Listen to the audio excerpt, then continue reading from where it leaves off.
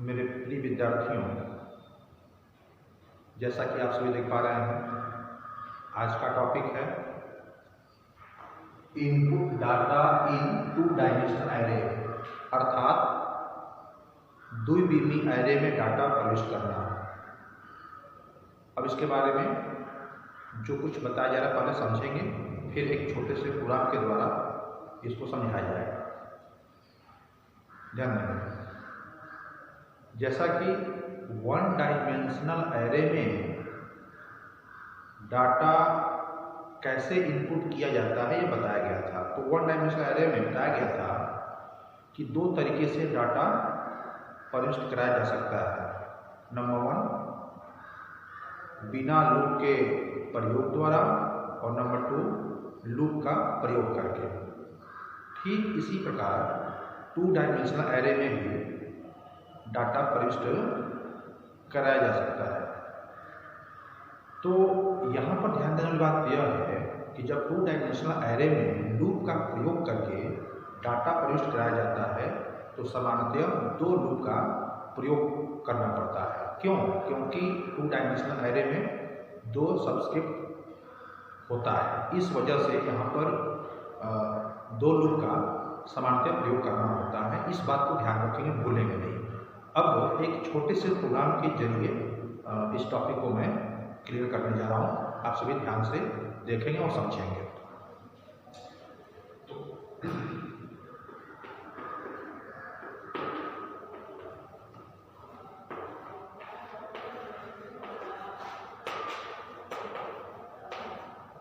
ये पहला स्टेटमेंट है, जैसा कि इसके पहले भी विभिन्न प्रोग्राम्स में बताया गया है कि हैज इंक्लूड एक प्रोसेस स्टेटमेंट है जो हेडर फाइल study.html को इंक्लूड करने का काम करता है। यह study standard I input O output, standard input output, ठीक है। .html ये क्या है? यह हेडर फाइल का एक्सटेंशन है, ध्यान रखेंगे। अब इसके बाद से अनिवार्य फंक्शन लेंगे हम मेन, ये अनिवार्य फंक्शन है। अब इसके बाद से ओपन करने ब्रैकेट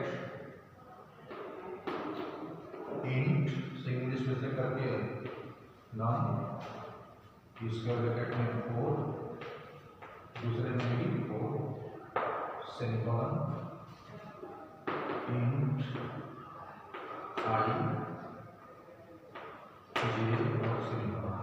इसको समझ लेंगे। इंट सिंगल स्पेस जगह पे जो नाम लिखा गया क्या? एरे का नेम है, और ये सबस्क्रिप्ट वाला और सबस्क्रिप्ट दूसरा है, यानी टू डायमेंशनल एरे को यहाँ पर पहले डिक्लेयर किया गया है।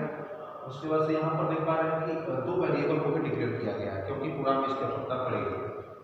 अब हम यहाँ पर फॉर लूप का प्रयोग करेंगे। तो पहले के आई के वेरिएबल में पहले आई के लिए I equal to 0 semicolon I lower than 4 semicolon I plus एक इंक्रीमेंट के लिए है, एक की वृद्धि करने के लिए। अब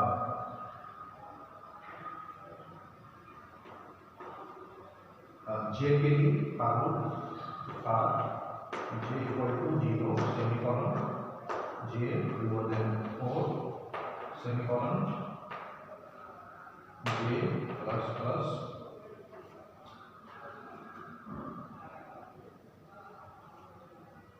लिखेंगे प्रिंट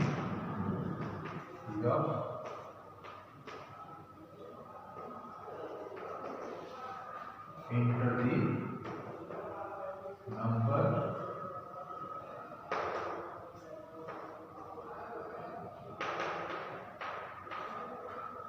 सेमीकोलन लगे यहाँ पे, इसका ध्यान रखिए। स्कैन अब सिंपलिसिटी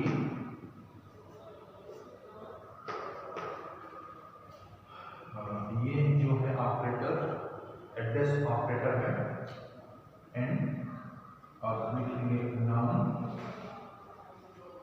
आई और दूसरे ब्रैकेट में जे करेंगे और हटाएंगे। करली ब्रैकेट क्लोज। हाँ, अब इस बात का ध्यान रखेंगे कि प्रोग्राम में जितना ओपन करली ब्रैकेट होता है उतना ही क्लोज करली ब्रैकेट होना चाहिए। तो हम एक बार देख लेते हैं, क्योंकि हमारा प्रोग्राम बस यहीं तक है, तो अब प्रोग्राम को क्लोज हम करने जा रहे हैं। तो इस बात का ध्यान रखें कि प्रोग्राम में जितने ओपन करली ब्रैकेट होते हैं उतने ही क्लोज करली ब्रैकेट होने चाहिए। तो एक बार काउंट कर लेते हैं, 1 2 एंड 3 ओपन करली ब्रैकेट हैं तो 3 क्लोज करली ब्रैकेट भी होने चाहिए। यहाँ पर क्लोज करली ब्रैकेट में देखें तो एक ही है, अभी हमें 2 क्लोज करली ब्रैकेट और करना पड़ेगा। अब समझेंगे कि करली ब्रैकेट किसके लिए है। देखिए आप देखें कि ओपन करली ब्रैकेट यहाँ पर है, इसके लिए क्लोज करली ब्रैकेट ये है। फिर दूसरा जो यहाँ पर देख पा रहे हैं ओपन करली ब्रैकेट, उसके लिए ये है। और लास्ट देखें अगर हम तो इस करली ब्रैकेट के लिए, इस ओपन करली ब्रैकेट के लिए क्लोज करली ब्रैकेट है। तो इस प्रकार से जितने ओपन करली ब्रैकेट होते हैं प्रोग्राम में उतने ही क्लोज करली ब्रैकेट होने चाहिए। इस बात का हमेशा ध्यान रखना होता है। चलिए अब प्रोग्राम को कम समय में समझ लेते हैं। जैसा कि मैंने बताया, ये जो पहला स्टेटमेंट है क्या है, प्री प्रोसेस स्टेटमेंट है, हैज इंक्लूड, जो हेडर फाइल को इंक्लूड करने का काम करता है। तो यहाँ पर हेडर फाइल study.th है, जैसा कि बताया गया स्टैंडर्ड इनपुट आउटपुट, ठीक है ना, यानी इनपुट आउटपुट फंक्शन के लिए हेडर फाइल होता है। अब मेन फंक्शन, ये अनिवार्य फंक्शन होता है जिससे प्रोग्राम की शुरुआत होती है। इसके अलावा जितने फंक्शन प्रोग्राम में यूजर लेकर चलते हैं उन्हें हम वैकल्पिक फंक्शन करते हैं। तो ये अनिवार्य फंक्शन है मेन। ओपन करली ब्रैकेट समझिए आप, इन दो स्टेटमेंट के बारे में बता दिया गया। ये लूप प्रयोग किया गया, देखिए फॉर लूप का प्रयोग किया गया आई के लिए, यहाँ जो वेरिएबल लिया गया आई उसके लिए फॉर लूप का प्रयोग किया गया है। फिर ओपन करली ब्रैकेट फॉर लूप जे के लिए प्रयोग किया गया है। अब उसके बाद ओपन करली ब्रैकेट में अगर देखें हम तो यहाँ पे बस ये जो है प्रिंट या स्कैन पे क्या है, फंक्शन है, इनपुट आउटपुट फंक्शन है। किसके, ये जो हेडर फाइल हमारी study.th इसी के ये फंक्शन है, ठीक है। तो ये आउटपुट फंक्शन है और ये इनपुट फंक्शन है। यानी इस फंक्शन में जो स्टेटमेंट यहाँ पर लिखा गया है इससे क्या होगा, ये जो स्टेटमेंट ये स्क्रीन पर प्रदर्शित होगा। यानी हमारा प्रोग्राम जब सक्सेस होगा, जब सक्सेसफुली रन करेगा तो स्क्रीन पर ये स्टेटमेंट लिखकर के आएगा, एंटर द नंबर। अब यहाँ देखिए लिखा है /n, तो ये जो /n लिखा गया है ना, ये दर्शाता है न्यू लाइन के लिए, मतलब नई लाइन के लिए इसको प्रयोग किया जाता है, ठीक है। और यहाँ पे हमें कॉल का प्रयोग किया है। आप चाहे कर भी सकते हैं, नहीं भी कर सकते हैं। डबल कॉमा को मैं क्लोज किया था क्योंकि यहाँ पे डबल कॉमा लगाया गया है, तो यहाँ से ओपन किया गया, यहाँ से वो भी करना पड़ेगा। बाकी सब चीज़ें आपको बताई गई हैं कि लास्ट में स्मॉल ब्रैकेट को क्लोज करके सेमीकोलन लगाना होता है, जो लगाया गया है। अब इसी प्रकार से इसके अंदर क्या है बताया गया कि जो हेडर फाइल है इसी का एक फंक्शन है, इनपुट फंक्शन है। इसके द्वारा डाटा रीड किया जाता है, जो इनपुट दिया जाता है ना उसे रीड करने का काम किया जाता है। तो अब देखिए इसके अंदर में %d लिखा गया। %d क्या होता है, %d फॉर्मेट स्पेसिफायर होता है। किसके लिए, ये जो हम डाटा टाइप करते पा रहे हैं इंटीजर के लिए %d लगता है। अगर यहाँ पर CHR का कैर होता तो यहाँ पर %c लगाना पड़ता। अगर फ्लोट होता तो यहाँ पर %f लगाना पड़ता। तो ये फॉर्मेट स्पेसिफायर है और नियम पर लिखा जाता है, जैसा कि देख पा रहे हैं आप लोग। उसके बाद ये क्या है, ये है एड्रेस ऑफ ऑपरेटर, किसके लिए, नम के लिए। तो यहाँ पर हम देख पा रहे हैं ना, ये जो है नम, ये 2 डायमेंशनल एरे का नेम है। तो यहाँ पर एड्रेस ऑफ ऑपरेटर नम का प्रयोग किया गया है और यहाँ पर आई और जे जो कि वेरिएबल यहाँ पे लिया गया उसे दर्शाया गया है। तो लास्ट में स्मॉल ब्रैकेट क्लोज है, सेमीकोलन लगाया गया है और प्रोग्राम को यहाँ पर क्लोज करते समय हमने 3 कर्ली ब्रैकेट का उपयोग किया है। तो इस प्रकार से हमारा ये प्रोग्राम यहाँ पर कंप्लीट हुआ। और ये जो हमारा टॉपिक है input data into dimensional array, इस टॉपिक को बस क्लियर करने के लिए एक छोटा सा प्रोग्राम बना करके दिखाया गया। इस बात का ध्यान रखें, ठीक है।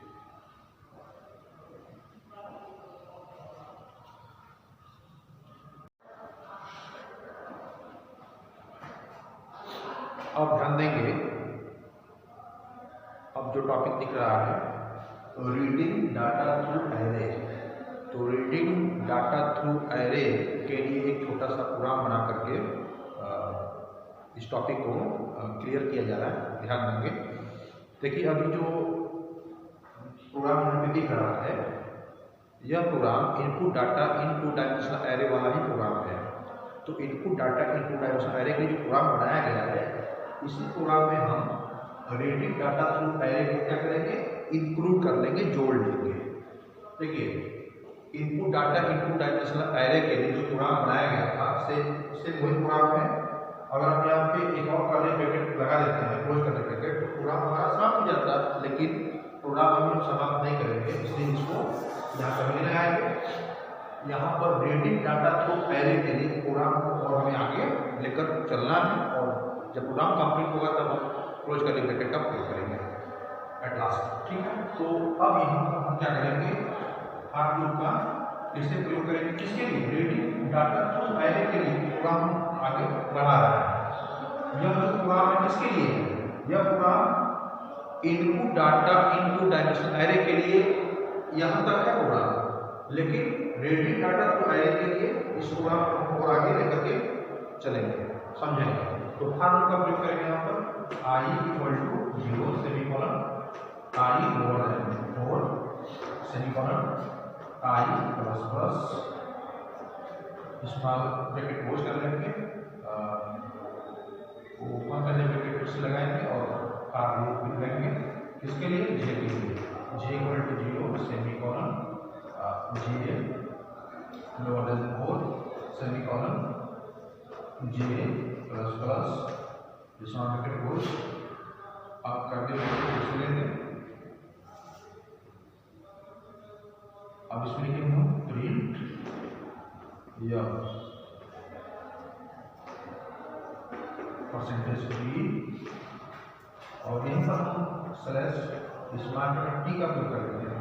Tab T state for tab, यानी दूरी के लिए, टैब की दूरी के लिए। ठीक है, और यहाँ पर एड्रेस ऑपरेटर का उपयोग करने की आवश्यकता नहीं होती, हम डायरेक्ट लिखते हैं नम क्या है, नम जो है टू डायमेंशनल एरे का नाम नम, और इसका ब्रैकेट में आई, फिर दूसरे रहेगा जे, इसमें ब्रैकेट क्लोज और सेमीकोलन लगाना है। ठीक, हाँ, एक और हम प्रिंट का प्रयोग कर सकते हैं यहाँ पर, प्रिंट या परसेंटेज डी स्लैश n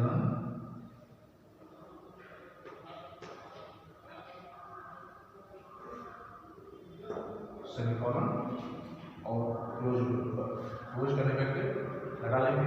अब ध्यान देने वाली बात यह है कि प्रोग्राम में जितने ओपन कर्ली ब्रैकेट होते हैं उतने ही क्लोज कर्ली ब्रैकेट होते हैं, यह बार बार बताया गया है। तो एक बार हम काउंट करके देख लेते हैं कितने ओपन कर्ली ब्रैकेट, 1 2 3 4 and 5, तो 5 ओपन कर्ली ब्रैकेट है। अब हम क्लोज कर्ली ब्रैकेट को काउंट करेंगे, तो क्लोज कर्ली ब्रैकेट में तो 1 2 3 4, एक और क्लोज कर्ली ब्रैकेट हम यहाँ पर लगा लेंगे। तो इस प्रकार से देख पा रहे हैं आप, reading data through array, reading data through array के लिए जो हमारा प्रोग्राम है, ये पूरा प्रोग्राम है। इस पूरे प्रोग्राम में क्या है, पहले तो डाटा को इनपुट कराया गया, फिर उसे प्रिंट कराया गया। तो प्रिंट के लिए यहाँ पर ये जो फंक्शन है ये दर्शाया जा रहा है, यह केवल नई लाइन के लिए तो किया गया है, लेकिन प्रिंट यह मतलब रीडिंग डाटा थ्रू एरे के लिए प्रिंट यह फंक्शन का यहाँ पर प्रयोग कराया गया है। तो इस बात को ध्यान में रखेंगे, यानी पूरा जो प्रोग्राम है इसमें input data into dimensional array और रीडिंग डाटा थ्रू एरे दोनों इंक्लूडेड है। ठीक है।